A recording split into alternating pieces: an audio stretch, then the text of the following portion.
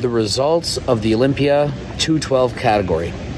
Sean Clarida, a very distant second place. And in first place, Keone Pearson, as predicted.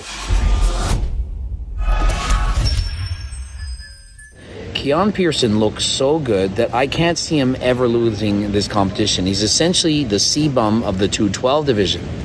And so, considering shows are won from the back, let's start from the back.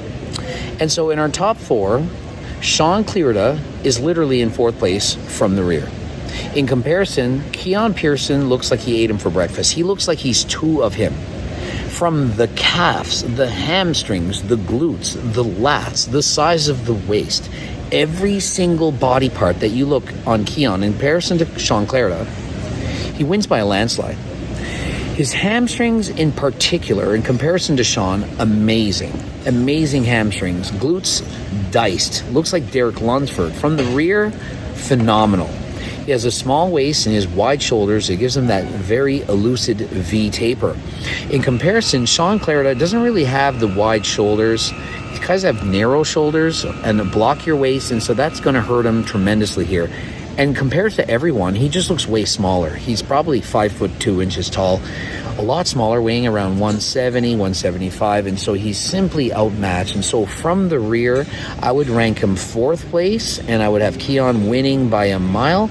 And so it's only the fact that Sean Clarida has so much size from the side and from the front that it even allows him to place second. And so from the rear, it's lights out, game over. Keone is unbelievable. In the side chest, Sean Clarida, he does have more conditioning. The pecs, the shoulders, he's very grainy. That is in his favor.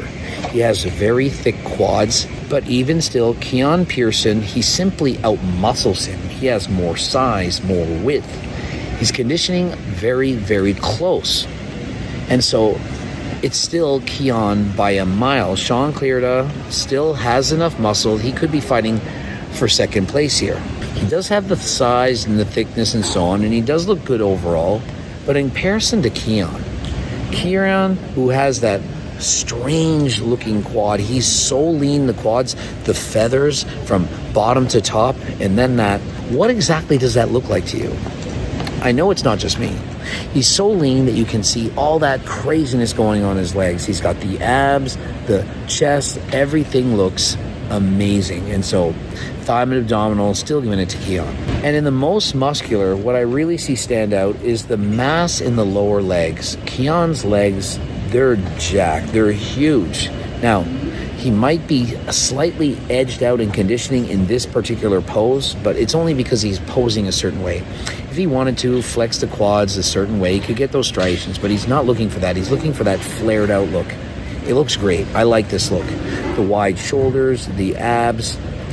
Keone's got it. And so Sean Clarida, he has a lot of muscle square inch. He's definitely lean. He's grinded hard. He looks crazy. This is a great pose for him. However, Keone is just that much bigger. He's out-muscling him. It's almost not fair. There should almost be a different weight class here. He just doesn't have the size. And a front lat pose, Keone Pearson, the size of the waist, very small. In comparison to the width of the shoulders, reminds me of Derek Lunsford. He also has the quads in comparison to Sean Clarida, smaller legs, although granted hard. It's not a fair comparison. It's shape versus mass. We have Keone, who has better shape, better size, very close in conditioning, against a guy who's much smaller with less shape, more blocky. And so shape is always going to win in this kind of... And so shape will always win with this kind of a battle. And with the back double bicep, Keone's back very, very impressive. From the upper body, I mean, I'm still giving it to Keone, but at least you could have a comparison there. But in the lower half, the glutes, the striations, the hamstring, the width, I mean, the center of his hamstrings are literally touching each other halfway down the leg. He's got way more muscle, bigger calves, great detail, wide shoulders, small waist. Keone is looking amazing. And so it's not close. And the front double bicep, look how small Keone's waist is. It's smaller than Sean's, and Sean's about 4 inches shorter. The quads, they're flared out. They look great. The biceps higher than the delt. It's an excellent pose.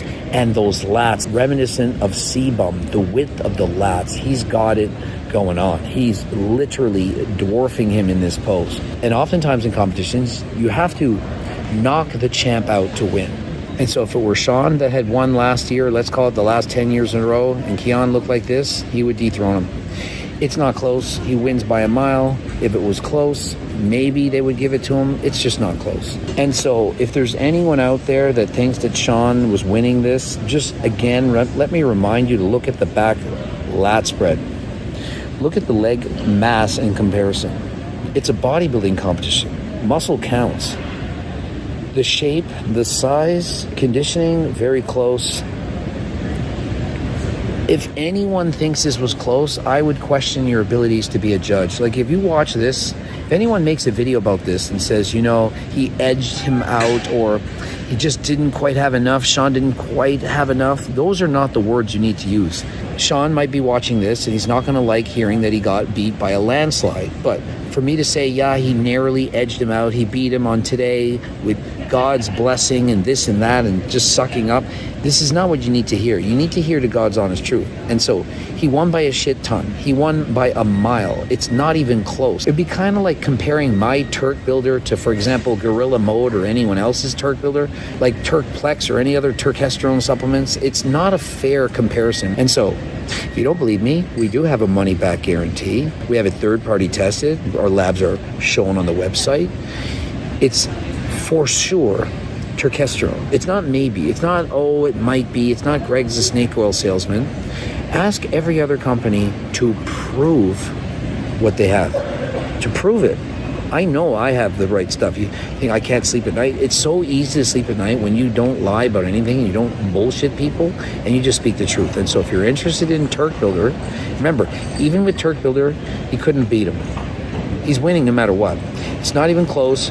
If he stays in the 212 class, he's going to win for 10 years at least.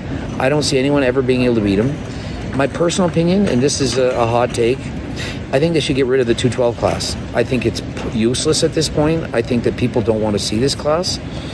I mean, he's winning by a mile, but like, I think he should go into the open class just because he's that good. I want to see him, see if he can make the top 10 in the open class Olympia.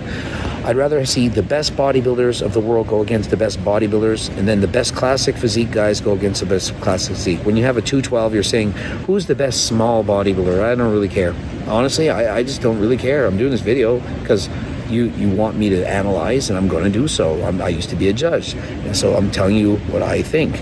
And so let me know in the comment section. Oh, and by the way, click the link in the description if you do want to buy Turk Builder, GO2 Max, cookbook, all that kind of stuff. And until next time, I am out.